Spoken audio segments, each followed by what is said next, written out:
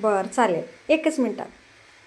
चला तर मग ढोकळा बनवायला घेऊयात. आहे कुकरमध्ये टाकणार आहे पाणी, आपल्याला जेवढं लागेल तेवढं. आणि जर हे आपल्याकडे स्टँड असेल तर हे स्टँड असं ठेवून घेऊयात. आणि आपलं माझं स्टीलचं कुकर आहे इडलीचं ते, आणि हे आपण थोडा वेळ ठेवूयात. तोपर्यंत आपल्याला काय करू, साहित्य घेऊयात. मी ह्या वाटीनं 1.5 वाटी बेसन पीठ घेतलेलं आहे, ते पण चाळून त्याच्यामध्ये थोडंसं पाणी जसं लागेल तसं पाणी टाकून हलवून घेऊयात. तर त्यात आपण चवीनुसार मीठ टाकणार आहोत. आणि आता हे बेटर काय करायचं, हलवून घ्यायचं आहे. ते पण फक्त एकाच दिशेने हलवून घ्यायचं आहे. हे पाणी लागेल तसं टाकून आपण हलवून घेऊया. त्याच्यामध्ये आपल्याला थोडंसं कलर हवा आहे म्हणून काय करायचं, आपल्याला ढोकळ्याला कसं जरा पिवळसर कलर म्हणून हळद टाकणार आहोत. आणि त्याचबरोबर वेलची पुडी. वेलची पुडी मी पूर्णच वापरणार आहे, कारण की त्याच्याशिवाय आपल्याला पूर्ण बेटर करणार. आणि हे पूर्ण बेटर एकाच दिशेने आपण हलवून घेऊयात. हे बघू शकता बेटर कसं झालेलं आहे बघा.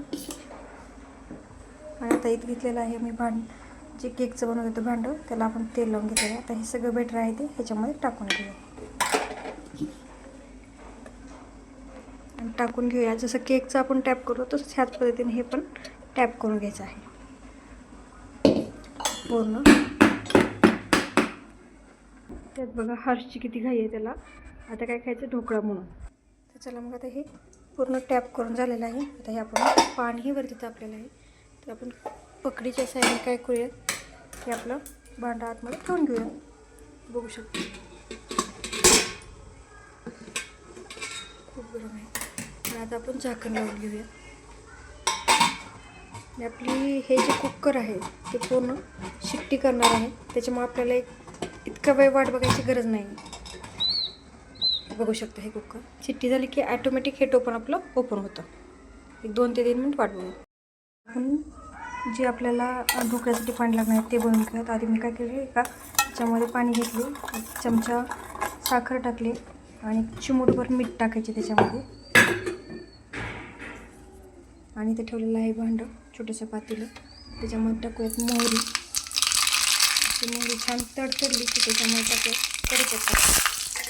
आणि आपला गॅस बंद करून घेऊयात. आणि जे हे सारण झालेलं आहे त्याच्यामध्ये काय करूयात, आपण हे सारण तयार झालेलं आहे तसंच ह्या पद्धतीने आपली बघू शकता. आता कुकर कसं वाजतं आहे, शिट्टी झाली की ॲटोमॅटिक टोपण ओपन होतं. हे बघा, तर टोपण ओपन झालं म्हणजे आपला ढोकळा तयार झालेला आहे. थोडं गॅस बंद करून थंड करून घेऊ. आपला ढोकळा तयार झालेला आहे. आता आपण एका प्लेटमध्ये काढून घेऊया. झालेला आहे आपला ढोकळा तयार. आता आपण बघू शकता की कशा पद्धतीने झालेलं आहे. हे बघा कसं निघतं आहे, अगदी स्पंजी झालेलं आहे. तर चला तर मग आता हर्ष आणि किंजलला देऊयात आपण हा ढोकळा. तर किंजल कसं झालं खाऊन सांग.